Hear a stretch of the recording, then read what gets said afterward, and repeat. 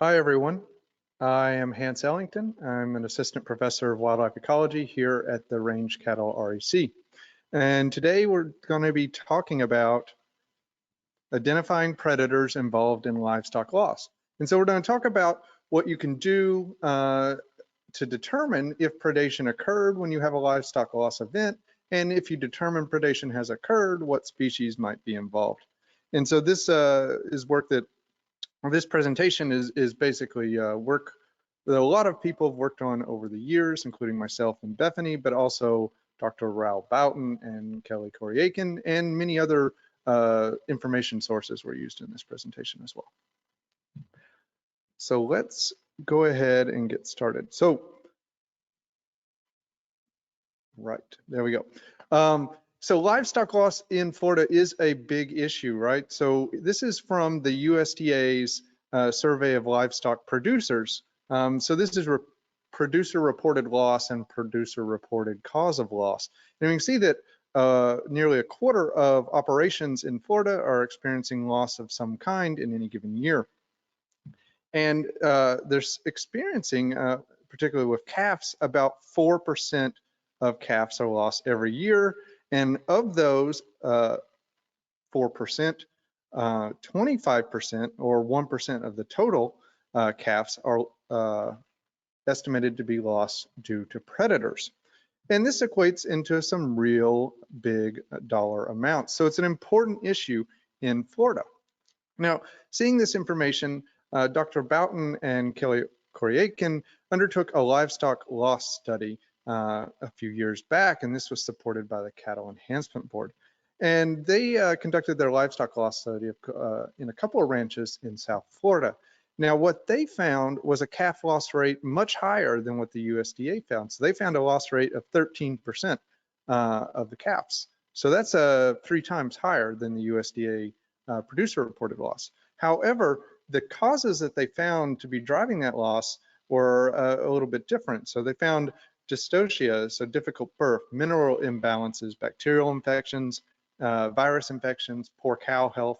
Those were the main drivers of livestock or calf loss in this study.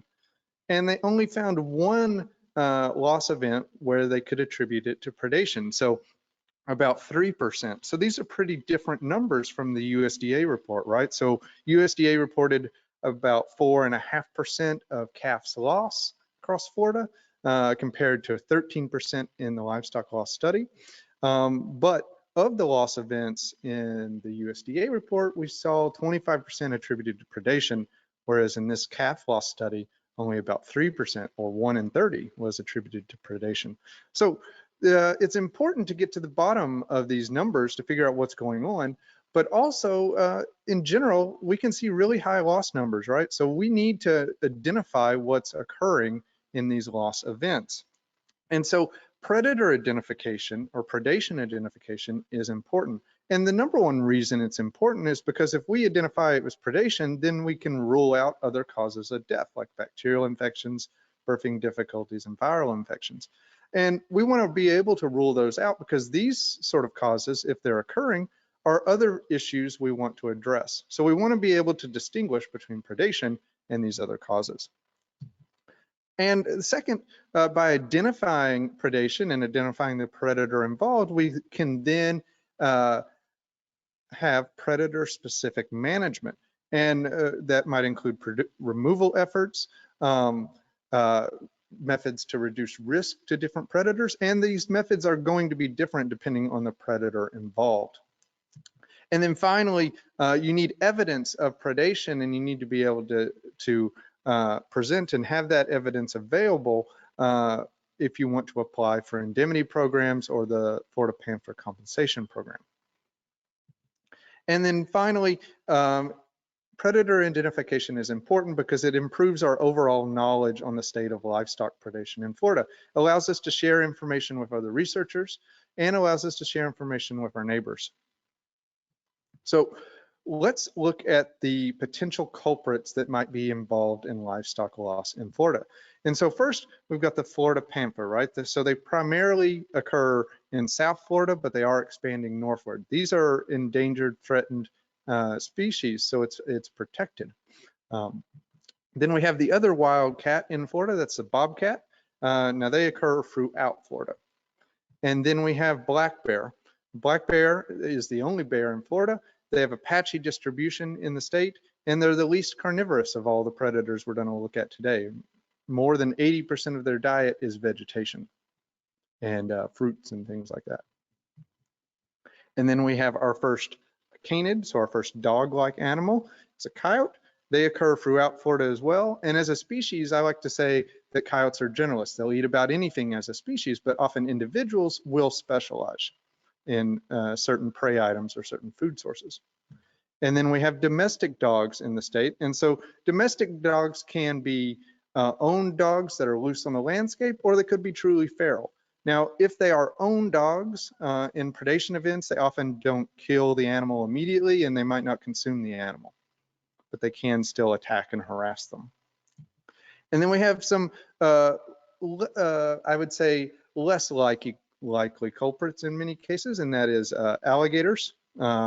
So alligators often leave very little sign of predation, but they're very habitat specific. Pretty much nothing get an alligator predation event in the middle of your pasture, but you might get it near a water source. And then you have vultures, a black vulture here.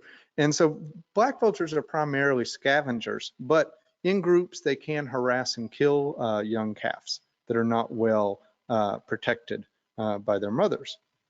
Now, often with black vultures, it's difficult to determine if it was predation or scavenging, because black vultures and turkey vultures as well are often all around cows here in Florida, and will quickly begin scavenging animals that die.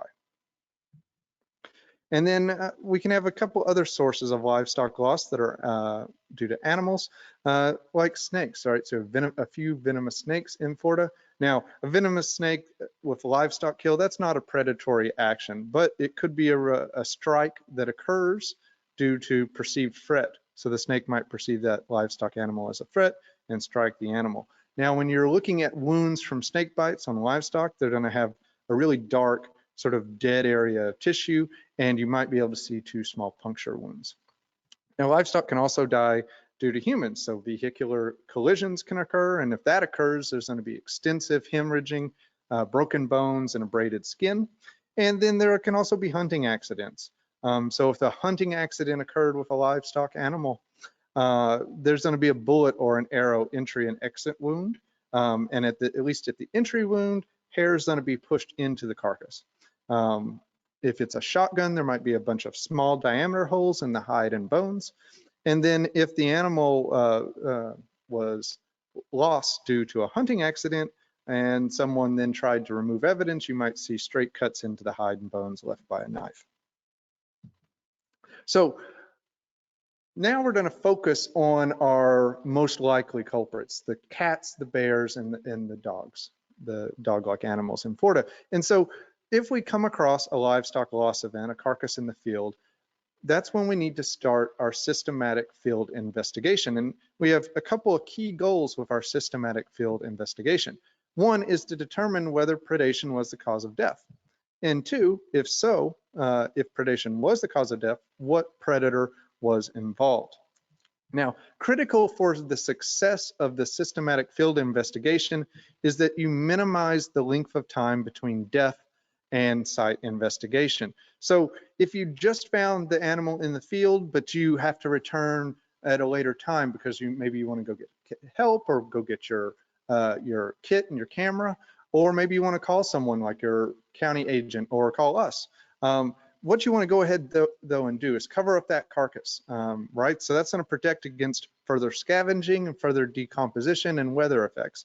And then if you see any tracks, predator tracks, or any scat sign or any other sort of sign, just go ahead and put a bucket or some raised boards over those pieces of evidence to protect them against weather and further deterioration. Because time is the enemy here in determining whether predation occurred and especially what species was involved. Now, second critical component for success of this systematic field investigation is to collect multiple lines of evidence. So determining predation is an inexact science. So the more evidence equals greater certainty.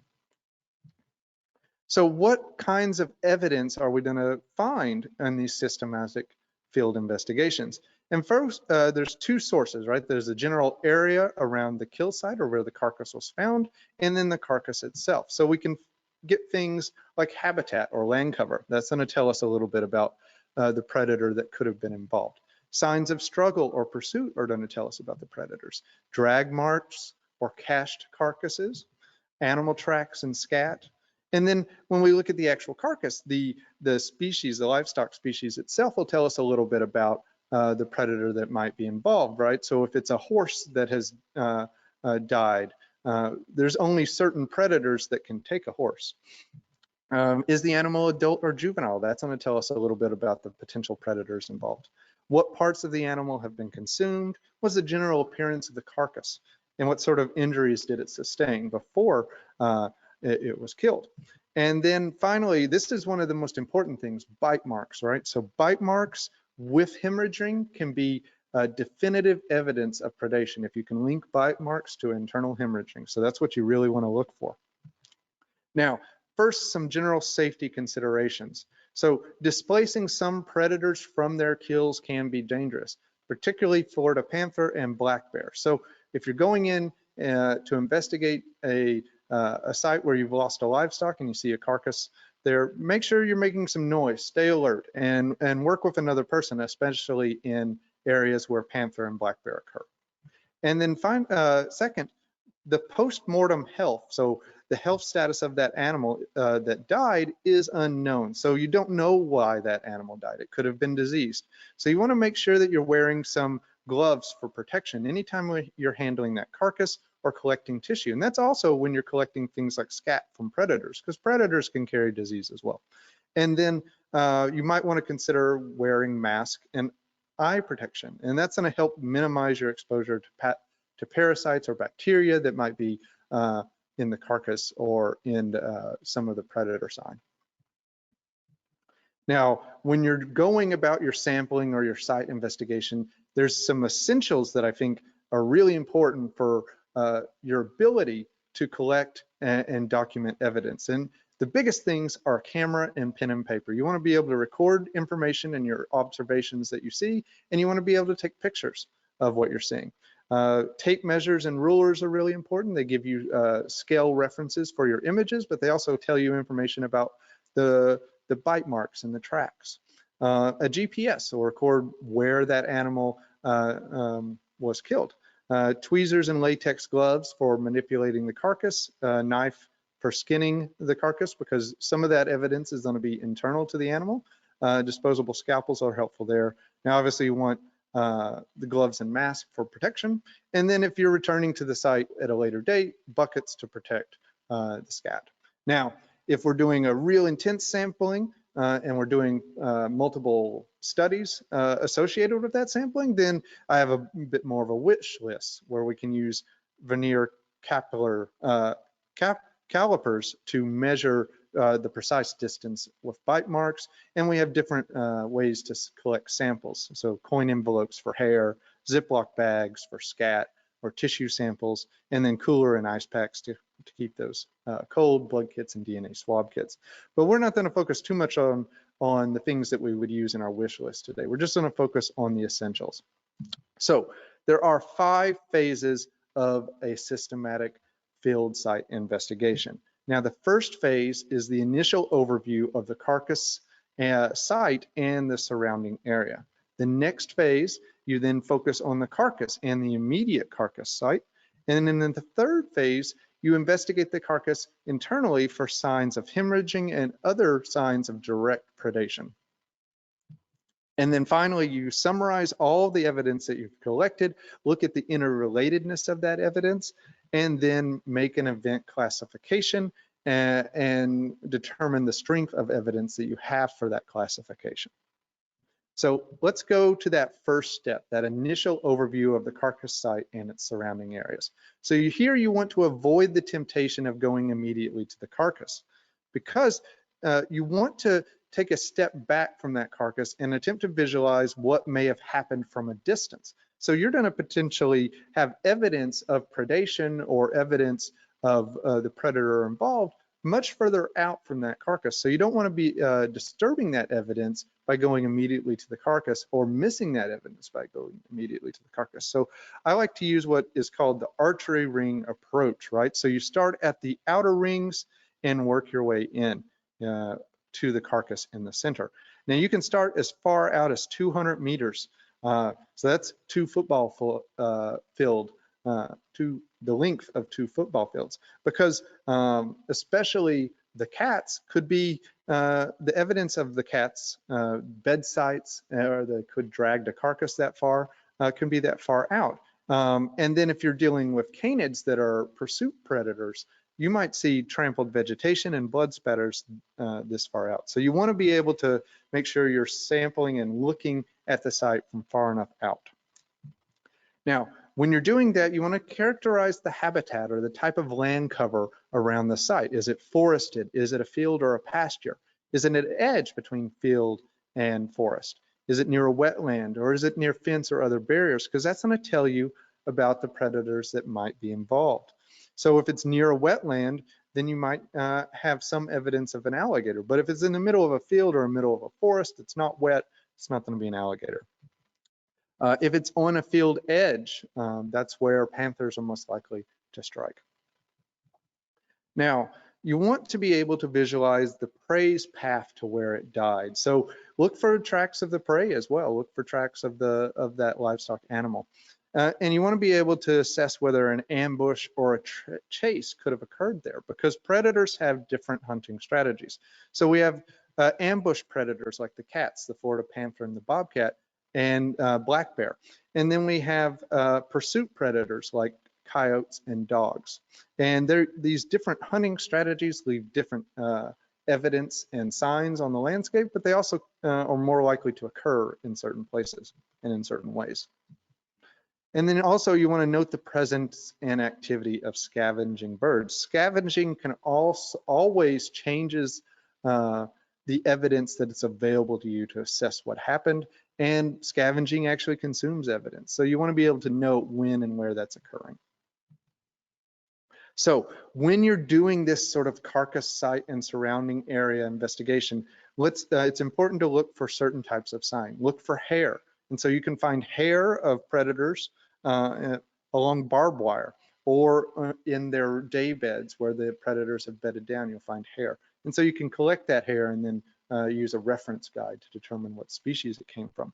You want to look for tracks, scat and claw marks as well.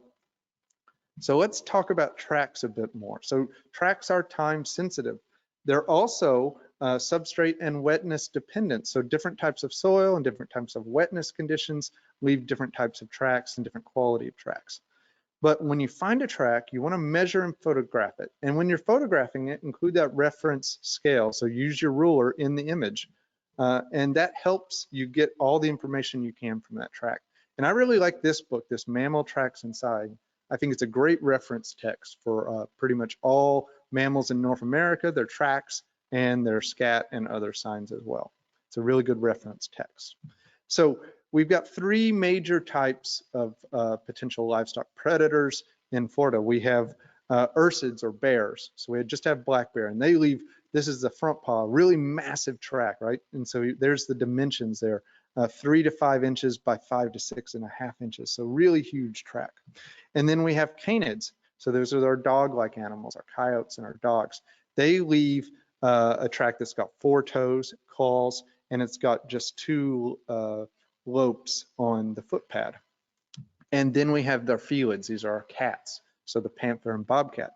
And you see that the cats' tracks are very different from canids and ursid tracks. So, right, they don't have claw marks because cats have retractable claws. They don't put their claws down when they're walking typically. They also have 3 lobes on the foot pad as well. So that's going to be your key distinctions. Bears, really big, 5 toes. Canids, smaller than bears, 4 toes, 2 lobes, claw marks. And then cats, 4 toes, 3 lobes, no claws. But you can also see black bear's hind foot, which is even bigger. than its front foot. So here's an image of those two together. Now, when you're dealing with canids, you've got two potential canids here. You've got coyotes and domestic dogs, and their tracks are sometimes difficult to distinguish. But what you'll see is that a coyote track is a bit narrower than a dog's track. And you can you can sometimes go with size, right? So a coyote track is not going to be really bigger than 1.5 by 2.5, whereas dogs can be. But dogs' tracks are highly variable, so size isn't always the best key for that. The other sort of important thing you can do is look at the angle of the toes, the outer toes with the foot pad. So here's the angles of the coyote's track, and here's the angles of the dog's track. So you see the angles from those outer toes to the foot pad are much wider in dogs than they are in coyotes. And so here's just two tracks out in the wild. And you can sort of see how it might be difficult to distinguish them. So that's why it's important in these images that don't actually have them to put that scale reference in there to help you measure size. And then you can even take these images back and try to measure the angles as well. Now let's look at the cats. So there's two cats in Florida, Florida panther and the bobcat. Now they have similar tracks, but luckily the size of these two species tracks do not overlap at all. Florida panther tracks are a lot bigger than bobcats. And just to see that, here is some cougar tracks, so not panther, but the same species out west with some bobcat tracks. And you can see the cougar tracks are much larger than the bobcat tracks. And this person, they didn't have a ruler, so they put their keys out. So that's another good important point, right? If you are caught out and you don't have your ruler with you, make sure you're at least putting something that you know the size of that object in the image so that you can get that size reference. Now, there's just want to show you a couple other tracks before we move on. So these are vulture tracks, pretty clear difference, right? They're birds, a totally different foot, and then alligator tracks. So now let's talk about scat. So when you're looking at scat, you want to pay attention to the size, shape, and texture of the scat. Take photographs, and that's just a general principle. Take photographs of everything. You cannot have enough photographs, especially if you are trying to document evidence of predation. And measure the length and diameter of the scat prior to collecting it or disturbing it, because it's going to change as soon as you put it into a bag. And again, that Mammal Tracks and Sign book is a great reference text for scat as well. So let's look at our 5 most likely predators and look at how their scats are different. So you can see our two cats, their scats are broken cords with short tails, and they have a scat diameter that doesn't really overlap, so that's helpful as well. And then black bears have really thick cords with blunt ends, and they can be the biggest scats on the landscape of these 5. And then coyotes and dogs will have more folded cords with a long pointed tail often.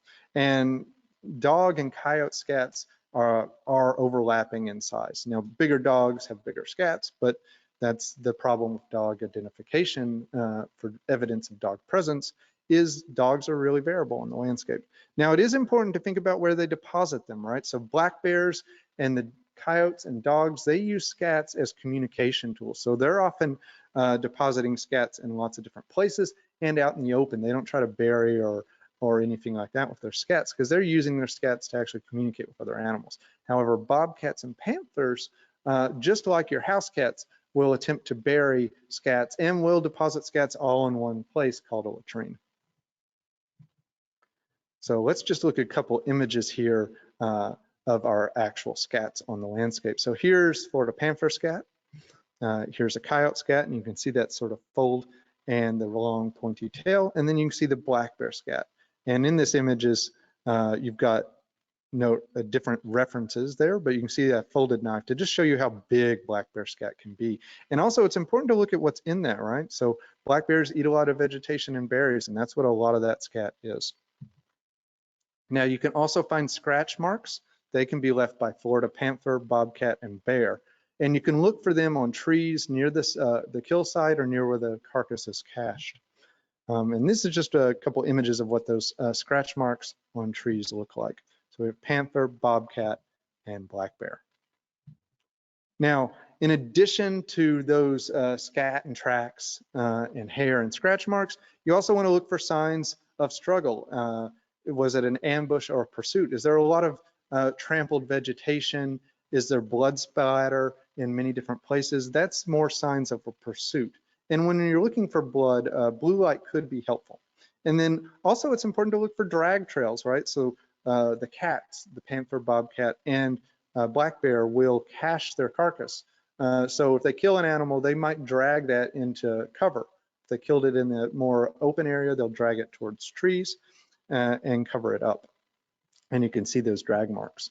So let's focus on the carcass and the immediate carcass site next. So here, reaching that carcass quickly is critical, right? Decomposition will complicate your investigation and eliminates evidence. And you can see how decomposition of this pig in a field changes quickly over time.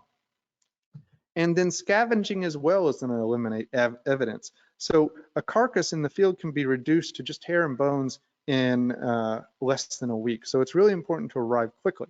And scavenging further complicates your investigation because scavenging can produce signs and evidence that can be misinterpreted as predation. So if you find a carcass in the field and your coyote is feeding on that carcass and it's left its tracks and its scat all around that carcass, that doesn't necessarily mean the coyote killed that animal, but that evidence is going to complicate your investigation. So when you're looking at the carcass, it's important to note the condition of the animal at time of death because there can be both immediate and gradual causes of death at play. And so if you find an animal where its legs are folded up underneath it and it looks like it's just laid down, that's probably not predation. That animal probably died of natural causes. It took the time to lie down and then didn't get back up. And when you're looking at young animals, so what we call neonates, if a young animal has breathed, their lungs are going to be spongy and light pink in color. Now, if an animal, young animal was stillborn or was born but never stood up, never breathed, wasn't cleaned, it's going to look fairly different. So when you're looking at the hoofs of animals that haven't walked, they're still going to be soft. And stillborn animals sometimes aren't cleaned by their mothers as well. So that sort of evidence can be important. Now, let's look at the kill site. And here, often these qualitative characteristics of kill sites occur on a continuum, right? So we have a tidy kill site, right, where all the bits of the animal all right in the same area. It looks very clean, tidy, and efficient. So the more tidy that kill is, the more likely it's a cat, like a Florida panther or a bobcat. And then at the other end of the spectrum is the messy kill sites. So those are due to dogs and coyotes, right? So in those sort of situations, you're gonna have blood and pieces of the animal everywhere and in different areas, right? Because these are messier eaters and they leave a messier site. And then somewhere in the middle is black bear. So they're a little tidier than coyotes, but not as tidy as the cats. Now, when you're looking for signs of pursuit, like trampled vegetation and blood spatter, again, if there's a long sign of pursuit, that's more evidence for a coyote or a dog. It's going to take those animals time to bring a large animal down. Somewhere in the middle, you'll find black bear, right? They have a little bit of pursuit sometimes, but usually less than the canids. And then finally, if you find no evidence or very short evidence of a very short pursuit, that's more indicative of the cats that are really strong ambush predators. Now, the carcass could be moved or cached. And if it's cached and covered lightly, like these images, that's more evidence for panther and bobcat. That's what cats do. And bears will also cache a carcass, but they typically cover it up with dirt and heavier debris. So here's a bear carcass cache to compare to the different cat ones. Now, bed sites. So all of these carnivores will bed down near a carcass, especially if it's a larger carcass, because they're going to return to that multiple times. And the bed sites where they are vary by the species. So cats typically don't bed down near the carcass. They can go up to 200 meters away from where they cache that animal, and they'll get in sort of a protected or covered spot that you might not be able to see, but they'll still be able to have eyes on that carcass. Now, near their bed site, you can often find a latrine site. So that's where they're doing a lot of their, putting a lot of their scats. Now, black bears often will bed down right on top or very close to their cached carcass. And then coyotes and feral dogs would have many different bed sites sort of scattered all around a carcass, right? Often coyotes, there's more than one of them. And with dogs, there could be more than one of them as well. And they bed down all around the carcass and have multiple beds. So now we're looking at the carcass itself, and we can look at where attacks on the animal occurred, and that can help tell us some additional evidence. So panthers and bobcats, they attack on the back of the head and the back of the neck, or at the jugular, the throat. Bears attack at the back of the head, back of the neck, and then down the spine, right? So they do a lot of crushing action, right? So if you have an animal that's got crushed vertebrae and crushed skull, that's more indicative of a bear because they've used the really powerful jaws to clamp down.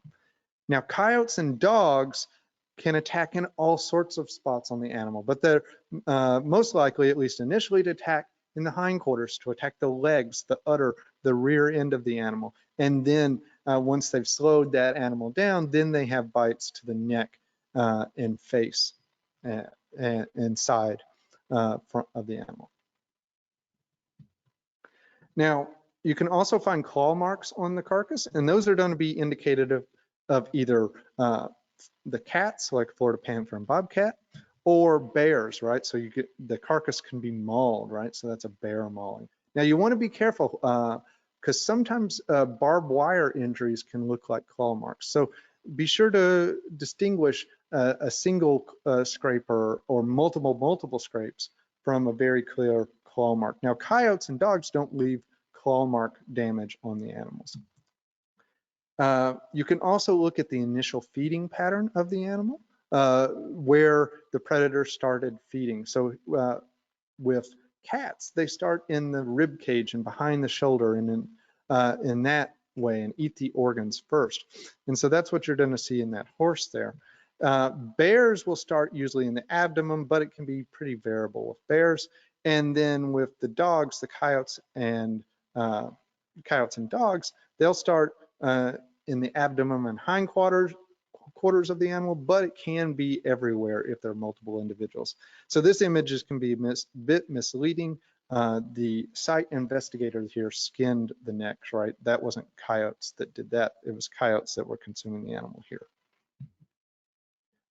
What the animal does with the rumen and the intestine can be a clue as well. So the cats don't consume the rumen and intestine. They pretty efficiently move it out of the way so that they can consume other parts of the animal that they prefer.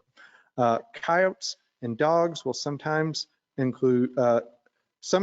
consume portions of the rumen and intestine, but typically not all of it. And then bears will consume it, much more likely to consume it, and they'll usually make a mess of it. Now, there's a couple other feeding and carcass handling clues that can be evidence for different animals. So if you see some plucked hair around the animal, that's a cat that's done that. So they pluck the hair right before they begin to feed at the site that they want to feed at. If you find that the hide has sort of been inverted, like a banana peel effect, that's evidence of bear. And then if you see the inside of the animal's been licked clean, the hide or the inside of the body cavity has been licked clean, that's evidence of the cats and bears. Coyotes and dogs don't do that. So now we're moving to the internal parts of the animal. And here's where we're going to skin the animal and look at the inside. So the inside can tell us some of the most definitive evidence of predation. So hemorrhaging, right? That's occurs from an injury and can only occur when the animal is live. So when an animal bites another animal, there's going to be blood resulting from that bite and from the bleeding, and it's going to get trapped between the muscle and the skin and be internal inside the muscle tissue. And so you're going to see swelling and you're going to see a discoloration, and that's going to be your indications of hemorrhaging. So here's a deer with that sort of evidence, both on the back, shoulders and throat, and the rear of the animal as well. Conversely, here's an animal that doesn't have any evidence of hemorrhaging. Like this animal died from some other cause, not predation, right? You don't see any discoloration and you don't see any damage associated with discoloration. Now, it's important to be careful about lividity. So lividity occurs when an animal has died, then blood begins to drain through the animal into the lowest point, and this is due to gravity. So sometimes lividity can look like hemorrhaging. So here's our hemorrhaging with this animal, and then here's lividity on this animal. And the important distinction here is that this animal's hemorrhaging is associated with puncture wounds, both in the hide and in the muscle, whereas all of this discoloration in this animal doesn't have any associated damage to the muscle or bite marks in the hide. Now, those bite marks itself can be useful evidence, right? You can measure the distance between the two canines there in those bite marks to get an indication of the predator involved. Now, it's important to remember that fresh hides stretch and they shrink as they dry, and that animals can have multiple bite wounds, and those bite wounds can occur in the same area, and so it might be difficult to determine the two matching canines to measure from. So, of course, it's important to take pictures and include the reference in that image, like your ruler, and record your measurements. So here's the bite mark differences that you might see among the animals most likely culprits here in Florida. So we have bobcats at the smallest, and then coyotes, and then larger not only in the diameter of the canine, but also in the width between the canines is panther and black bear. Now, we don't include dogs here because, again, dogs can be highly variable, but in general, dogs are going to be often or somewhere between coyote and panther. Now, another important internal clue to predation is aspirated blood. So that's blood that's found in the nose, mouth, or trachea of the animal. And so what that indicates is an injury that animal sustained that allowed blood to enter its respiratory system. And that can only really occur during a prolonged pursuit or struggle, which is much more likely with our dog-like animals, our coyote and domestic dog. So the penultimate step here is to summarize all the evidence that you found, right? The evidence that you found in the general area around the site, the evidence that you found on the carcass, and then determine the weight of that evidence, its interrelatedness, to help you say, what is the majority of the evidence telling you, and how confident are you in that conclusion? And you can be definitive. So this is definitive predation and definitive panther. Or you can have a probable assessment, or possible, or just unknown. Now, I find that using sort of a flow chart is helpful here. So here's a little flow chart for event classification, whether it was predation or not. So do you have evidence of predation? Yes.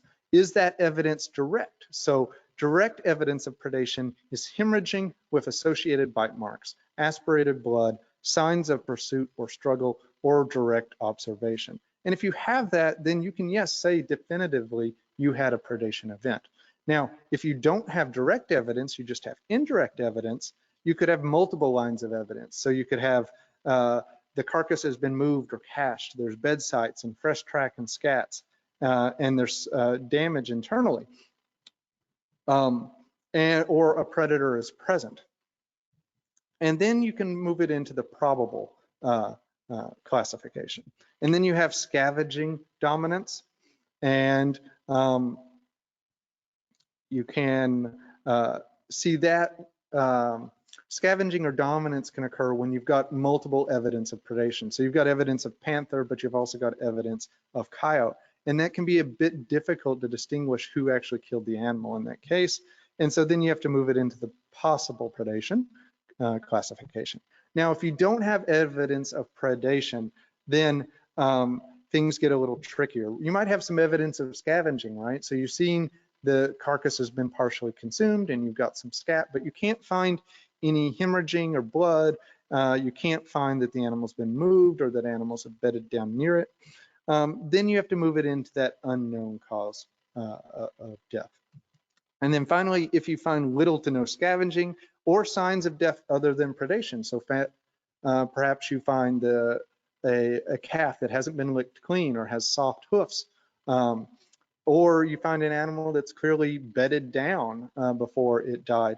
Those are evidence of not predation. Those are evidence of cause of death being different than predation. And so you would obviously classify that as other, not predation. So I just want to end, and I want to again acknowledge a lot of the hard work that went into this prior to myself working on it. And so that work was done by Dr. Raoul Boughton, Kelly Corey-Aiken, and then my co-author on this presentation, Bethany White, has also been instrumental in this work. And then a lot of this work uses resources from a variety of different agencies and information, images and information from a variety of different organizations, including the Florida Fish and Wildlife Conservation Commission, Texas A&M University's Extension, Colorado Parks and Wildlife, Washington Department of Fish and Wildlife, and New Mexico State University. So I'll end there, and well, I guess I'll talk about some potential future directions we want to go. And we didn't talk about this in the presentation, but recent technological improvements have actually allowed people to begin collecting DNA evidence from the bite marks. So if you've got a carcass, you've got a clear bite mark associated with hemorrhaging, you know it's predation, but it can sometimes be difficult to measure those bite mark wounds to get the canine measurements to determine which species has been involved. And you can make mistakes in that because often there's multiple bite wounds on that animal, potentially overlapping. And so you can use a DNA swab that you collected around the actual puncture wound, and that DNA evidence can then definitively tell you the species that bit that animal.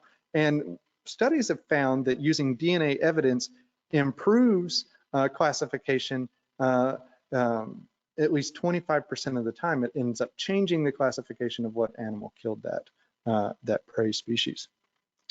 And again, if you're experiencing predation here in Florida and you want someone to come help you identify some carcasses and you want to figure out what's going on, please contact your county agent, contact myself. We really want to start exploring this issue more in Florida. So with that, I'll take any questions if there is. Okay, we have a question. Yep. Let's see. Not disregarding the impact of predation on calf loss, but from the first slide with the economic losses, it seems that there is a much larger economic loss from other factors. Let's see, it says 20 million versus predation, which is 2 to 4 million in losses. What kind of research could assess what that loss is from?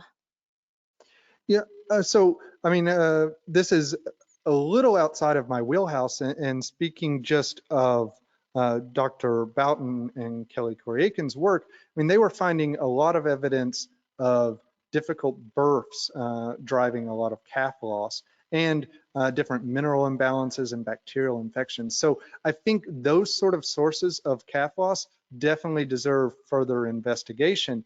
And we can do research into that. We can look at the bacterial load that might be present in the landscape, not in the landscape around where calving is occurring, but also with the cows as well. Are they carrying heavy bacterial loads that are putting extra threat onto the calves that are then being born with high bacterial loads, but less able to sort of handle that? And so I think those are important future research directions as well. Okay, I don't have any other questions at the moment. So I guess if it's all right with you, if you'd like to say any closing remarks, and then I'm going to share a few upcoming events. Well, I'll just say thanks for tuning in, and feel free to contact me. You can find my email address and send me emails if you have any other questions. All right, thanks. So I would just like to tell you about our upcoming events. And for one, on June 8th is our next Ona Highlight. And that's going to be with guest presenter Dr. Marcelo Waul. He's going to be presenting on the importance of variety selection on forage production systems. So be sure to check that out. Next week, we have the Florida, or no, that's this week, goodness, the Florida Ruminant Nutrition Virtual Symposium. And so I will share with you this flyer that has all the information about the speakers over this 3-day event and how to register whenever I send out the recording for this program. So you'll get that in a way that you can take time and really look through it and read about this excellent program. And then our Bluebird Watchers sessions are still going on, and the next one is this Saturday, so it's not too late to get in on that if that's something that interests you. And this Saturday is going to be the one that was supposed to have been on May 1st. It was postponed a little bit. Session 6, Nest Box Check and Roll of Birds in Rangeland Systems. And then there's 2 more events that will happen later on this year. On May 20th, we have the Herd Health Virtual Seminar. That is a free event, and it's going to be held in the evening. And it's going to be put on by the South Florida Bee Forage Program. So you'll want to check that out. And then the registration is now open for our Youth Field Day, which is going to be held here at the center in person on June 29th. And then on July 6th, we're going to offer a virtual option, which will be a showing of the recordings of that live field day with the class teachers engaging with those that are attending the virtual program to answer their questions and give them additional information. So if you're not already following us on social media, please do. Also check out our YouTube channel. And if you do not get our Friday news updates, send us an email to the email you see on the screen, ona@ifas.ufl.edu, so that you can stay in touch with us and hear about all of these wonderful programs and more. So again, I thank you so much for joining us for today's Ona Highlight.